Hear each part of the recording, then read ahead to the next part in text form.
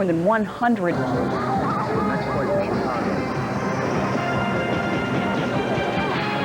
in. Good.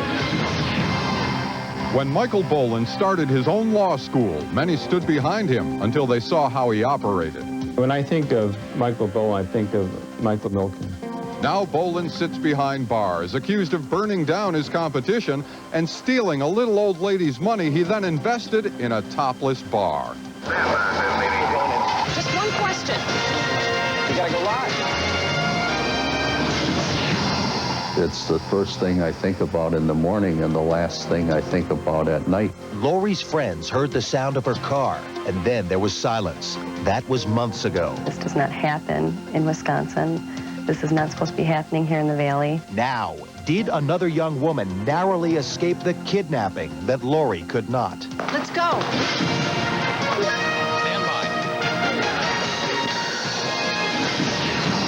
He said they had to do it for the baby, so they walked for miles through 9-foot snows. And when his wife could walk no more, he carried on alone until they were rescued. Today, the latest on the family who battled a blizzard and survived. 2, 1.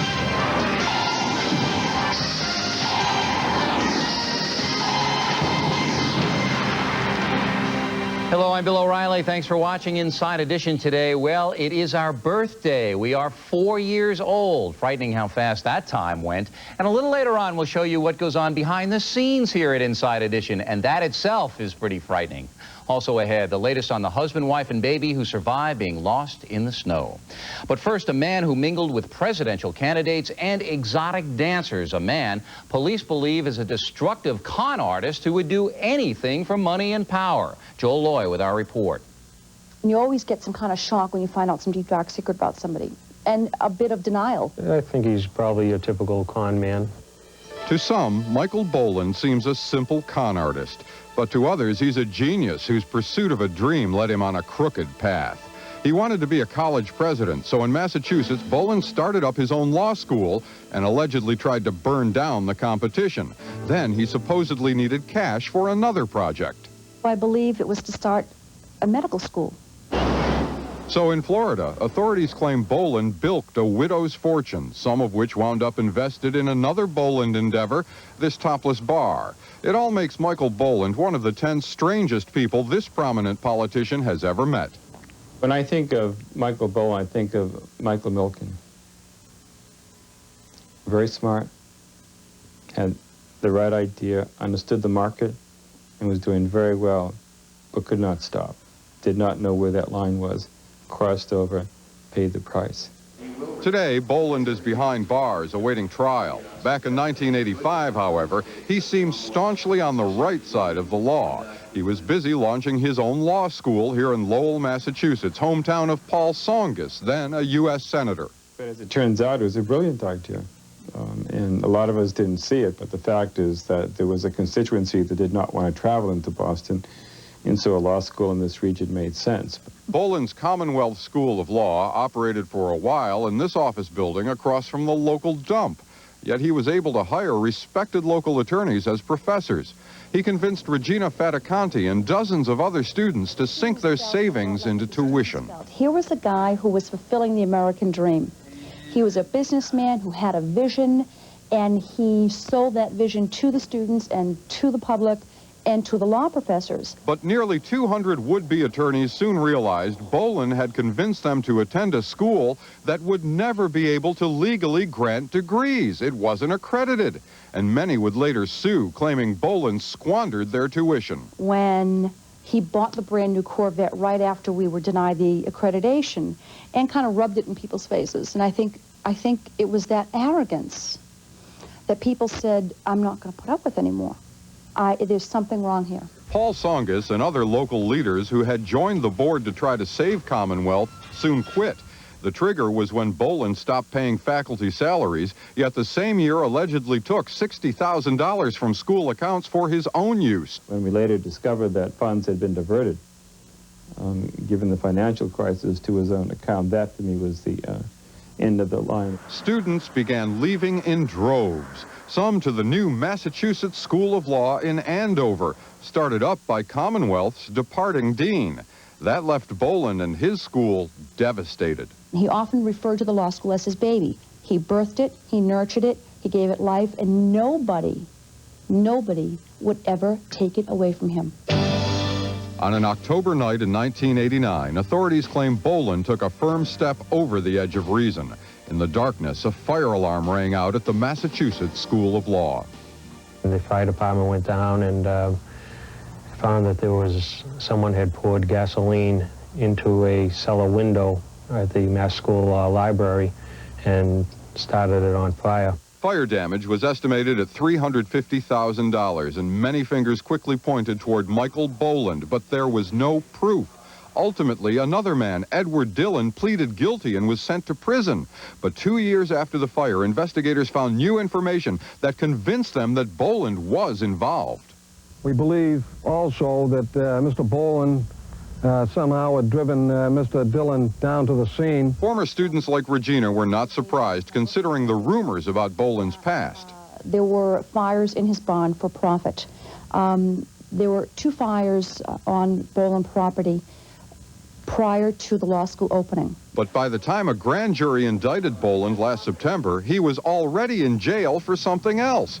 You see, after his law school folded, Bolin fled to Florida, where he met a wealthy widow named Frida Warner and became her tax man. Mr. Bolin, what type of a relationship do you have with Miss Warner? They're good friends. Bolin testified that the widow Warner gave him tens of thousands of dollars in stocks and cash as a gift, but authorities called it exploitation of the elderly. I think the worst part of this crime is that this victim, more than any other, cannot recoup the loss. They cannot go out and get a job and make money.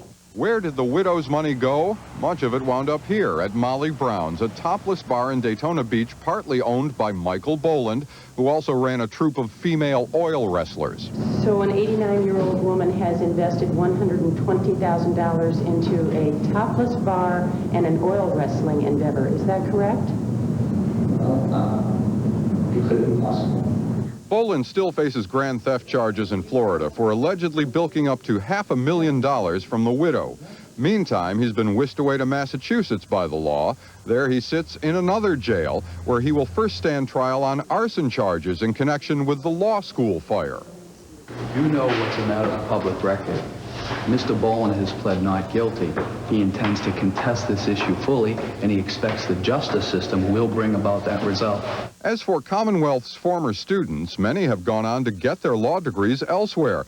But as Regina sees it, the lessons learned at Bolin School were valuable indeed. Some people are like snake oil, and you really don't know the people that you deal with always. And so I guess it was a very good education for people who want to be lawyers. Bolin faces many years in prison if convicted, but our concern is for Miss Warner. She was left destitute and in the care of the state, having lost her $500,000 fortune. Much more still to come as we continue. We'll have the latest on the family who survived that killer snowstorm.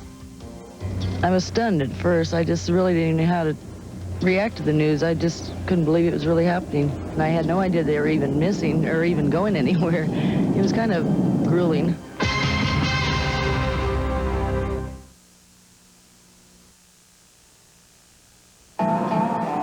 This used to be cattle country till they came, the lobster ranchers. Black Angus announces our special lobster tail and top sirloin dinner. Herds of the wild crustaceans just as far as the eye could see. Tender, succulent lobster tails alongside a juicy top sirloin steak. Sweet little creatures, but they do spook around lemon and butter. A complete dinner for just $10.95 at Black Angus. They get real nervous around boiling water. It's big, it's juicy, and it's only $1.99 right now. Arby's French dip sub with a cup of hot au jus. Only $1.99. Hey, different is good. Howdy, partners. Round up the family and gallop on over to the National Western Stock Show. Stop by our weather station booth and pick up a map of events and displays, my handy weather notes, plus a free Colorado 7 hat pin. Kick up your heels with Colorado 7. You'll have a great time. You can count on it. Remember, I have a dream that one day little black boys and black girls will be able to join hands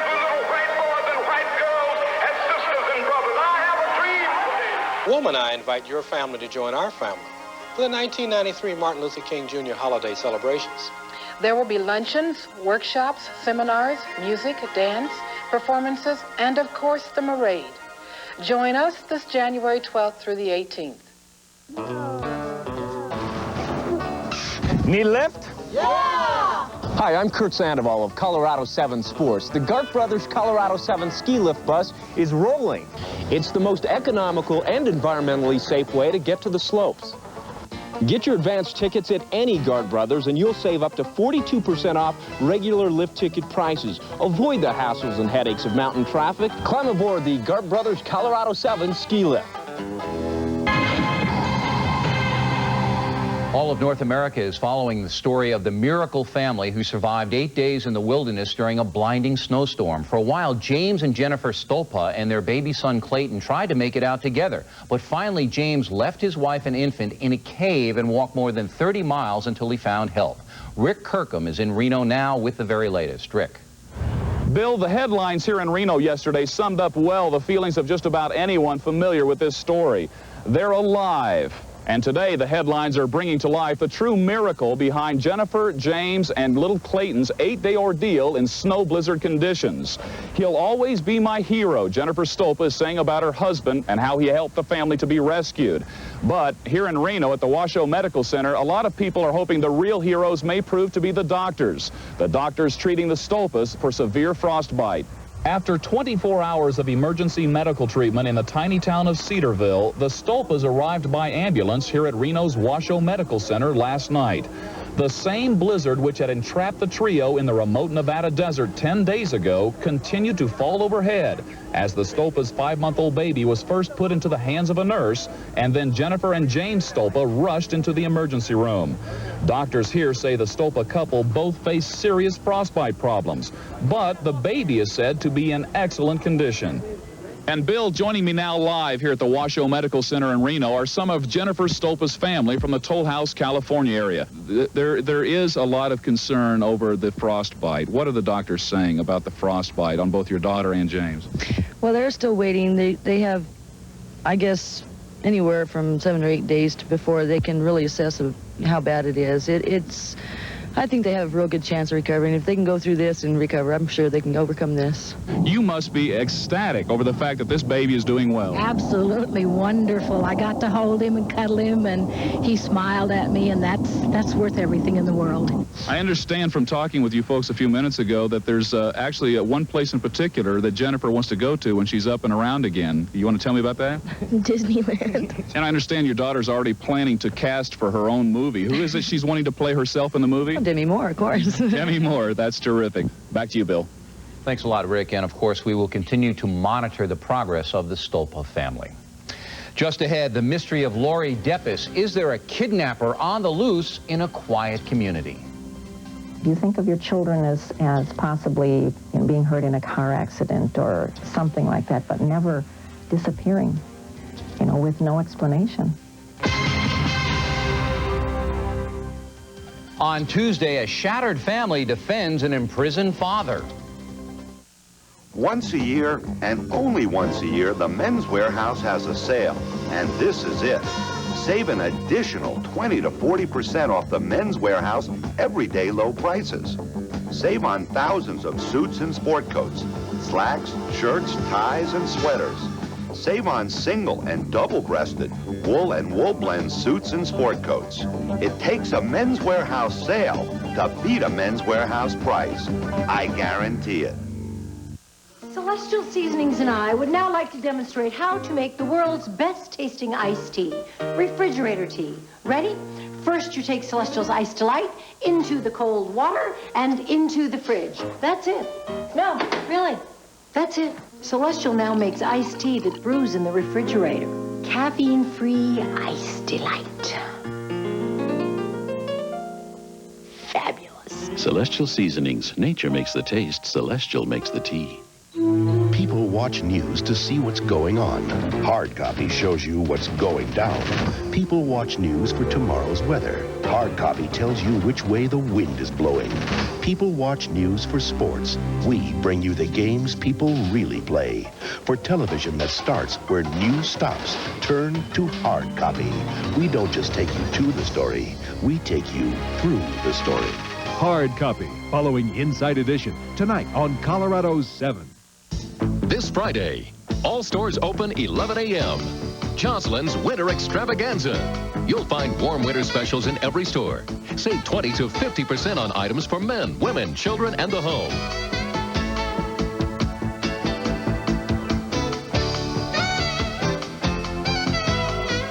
It all starts this Friday at 11 a.m. The Winter Extravaganza, where you'll find something for everyone.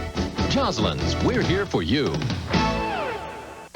The latest scores and highlights are now just a phone call away with John Keating and the Colorado 7 Sports Hotline. Call 778-7800. Now, through the telemedia genius of Touchtown, Colorado, you can get all the late-breaking sports news, national and local, amateur and pro. Call 778-7800. Colorado 7 Sports Hotline, 24 hours a day, every day, and it's free. It's the touch talk of the town.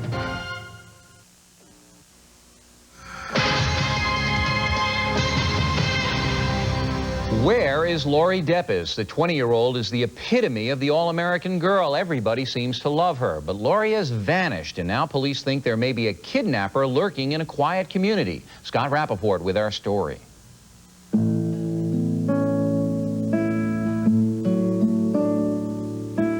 These are the shores of the Fox River in Menasha, Wisconsin. It is a town consumed with grief, wondering what happened to Lori Depies. I never in my wildest dreams thought anything like this would ever happen. Mary Wegner is living with the most frustrating heartbreak a mother could experience. One night last August, her happy-go-lucky 20-year-old daughter simply vanished. As chief of police, it's the first thing I think about in the morning and the last thing I think about at night before I go to sleep. To Police Chief William Weiss, kidnappings are just not the sort of things that occur in a place like Menasha. Population, about 15,000. This is crazy. This does not happen in Wisconsin. This is not supposed to be happening here in the Valley. To her friend Rhonda, Lori was not the kind of person to whom bad things were supposed to happen at all. And Lori is the sweetest, most happiest girl I've ever met in my life. She's very bubbly in character. She's kind. She's gentle. She is a person who'd help anyone in need. But police believe something bad did happen to Lori, and the bizarre way she disappeared has stumped everyone. It was an otherwise normal Wednesday. Lori went to work at her job in a store at the local mall. During her lunch hour, she saw her boyfriend, Mark. She was running me all over the mall, showing me rings that she wanted to buy for me, and I'm like, well, no, you don't have to be spending your money on this and that and everything. She's like, oh, I just want to. Lori and Mark planned to get together with friends that evening. They all agreed they would all meet at his apartment at 10 p.m. She called back at about 1:45 and said that she was running a little bit late. She said, well, I'll be there in about 15, 20 minutes or so. Shortly after 10 o'clock, Mark and Lori's friend Vicky heard her car pull into the apartment house parking lot. Her friend heard it too. It's like you could tell it was her muffler, so to speak. And we sat here for another minute or two, and then we were like, well, where is she? And that is the last anyone ever heard of Lori. You think of your children as possibly being hurt in a car accident or something like that, but never disappearing, with no explanation whatsoever. Mark found Lori's car in the parking lot. It was locked. There was a can of her favorite soda on top, but there was no Lori to be found anywhere. He called police. I know she wouldn't just take off. She had went and bought me that ring, and that she couldn't wait to get over here to give it to me. How did the car get there? How did the soda container get on top there? Where could she have gone? Could she have gotten amnesia? Could someone have, been in the parking lot waiting for her? A search found no sign of Lori, nor any trace of a struggle. so police believe she may have known whoever abducted her. Morning, Mike. Morning, Chief. Chief Weiss put 4 detectives on the case, full-time. We're working with the Federal Bureau of Investigation right now and trying to profile the type of person that may have done something like this. Lori's family and friends moved quickly, too. They set up a search center, sent out posters and flyers, and manned hotlines. Okay. Well, what we're looking for is somebody to work phones on Friday afternoon. The Lori Depies Search Center had been operating in this church. Then, on a Wednesday night, 4 weeks to the hour since Lori was last seen, a 19-year-old volunteer walked through the empty parking lot here to her car and got in. As she prepared to back up, she says a hand reached into her open window and apparently laid his hand on her shoulder and tried to pull her out of the vehicle. He was scared away because the dog in her car started barking. Other volunteers say before the attacker let go of the woman, he made an ominous threat. He said, "They'll never find Lori, and now they will never find you." Could it have been the same kidnapper who took Lori? Police say maybe, but it just as easily could have been a copycat crime or a bad prank. They're still trying to find out. Happy birthday, dear Lori. Ironically, the day after the attack on the volunteer was Lori's 21st birthday. This is the point I think every father, every parent looks for in their child's life. To when they're 21 and they're a mature adult, supposedly, except she's not here to wish her have a good life. It is now 5 months since anyone here last saw Lori Depies, and they know their vigil may never end. But hoping anything will help, Lori's parents have written an open letter to their daughter's kidnapper. There is someone out there who abducted my daughter, Lori. All the details of her disappearance point to it. This message is to you. I do not know whether Lori is still alive or not, but you know.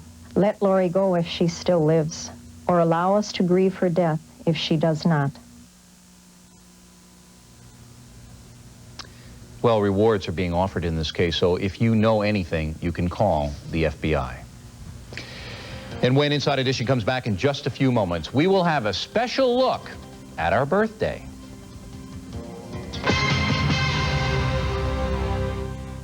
Did you tell Papa? Tell Papa what? Does Kellogg's muesli cereal taste like Grandma's? A family secret? Europeans are puzzled. Does the great taste of Kellogg's Mueslix come from their secret recipe? Fruits, nuts, whole grains. It's perfect. Impossible. Tastes like ours, really. Good morning, children. Mama? Why, this is the best we've ever made. But Kellogg's Mueslix, the European secret for great taste. Oh, great. Just what my stomach needs. Here comes my obnoxious boss. Hi, Daddy. Boy. Better make it Maalox. Because for moments like this, nothing Mylanta makes neutralizes as much stomach acid as Extra Strength Maalox Plus. So why take anything else? We were just talking about you. Oh, nice, I hope. My mother's here, too. Great. Nobody knows your stomach better, so you better make it Maalox. I love these French films. They're so romantic, so passionate. Oh, here comes the juicy part. Oh, Arby's French dip sub with a cup of hot au jus. Oh, look at all that lean, oven-roasted roast beef. Arby's French dip sub, it's so juicy, it's so delicious. Makes me very emotional. And look, it's only $1.99. What a price! La différence c'est bon, n'est-ce pas? That is my favorite line. Different is good. People are talking about Big Sur waterbeds, everyday low prices. I went to another waterbed store's 50% off sale first. And what'd you find? I found that Big Sur's everyday prices are lower. Than the 50% off sales? Yes. Plus I saved on top of that.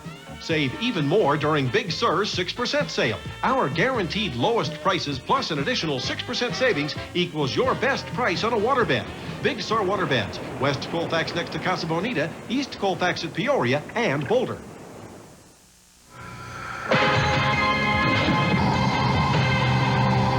Inside Edition is 4 years old in a moment, but first, here's what's upcoming on Inside Edition. The best stories are the real stories. And the real story of Elvis Presley and Colonel Parker is on the next Inside Edition. Reporter Craig Rivera takes you inside one of the strangest relationships in show business and profiles the man even the king had to answer to. See a side of the story you won't see on any primetime movie. The real Elvis, the real Colonel. That's next time. And finally today, it's happy birthday to us. Inside Edition is 4 years old, and my question is, where are all the presents? Anyway, in honor of our birthday, we'd like to give you an inside look at Inside Edition, a look you will definitely not see anywhere else. Happy birthday to you.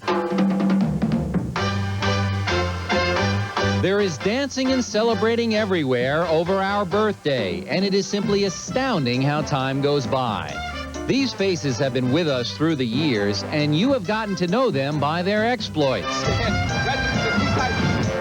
Often dangerous, often very dangerous. Excuse me? But it is behind the scenes, where few have ever been, that we'd like to show you. First of all, this man is in charge, John Tomlin. Doesn't he look like a nice guy? We're his ancestry. He just doesn't know it yet. And of course, this man is up front. Some say this man is the devil. Now, once in a while, the anchor does have a bad hair day. And once in a while, he lets his hair down before the cameras roll.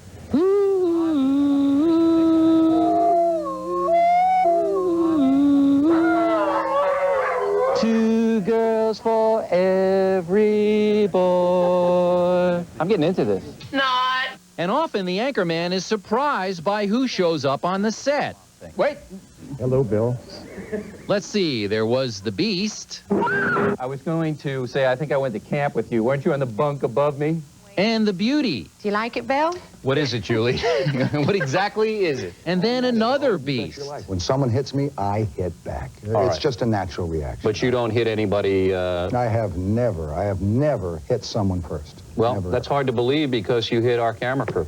Well, I was ambushed, all right? Now, Yeah, wait a second. You were said, ambushed? Wait a second. Is that... You said I had 4 minutes on this show. Yes, that's right. right. I don't intend to take the 4 minutes up answering your inane, stupid question. If you think that was tough, it was nothing compared to getting auctioned off as a date to benefit the American Cancer Society. I just want Bill O'Reilly. In Inside Edition Hidden Camera, our specialty embarrassed the heck out of me. In fact, our cameras are very good at embarrassing. God almighty. You see, Ruby here, all 8,000 pounds of her, has become the Picasso. So, Inside Edition is 4 years old. Can you believe it? No way. Wait. And Rappaport is recovering. He'll be okay. And that is it for us today. Thanks for watching Inside Edition on our birthday. I'm Bill O'Reilly. Have a great weekend. We'll see you on Monday.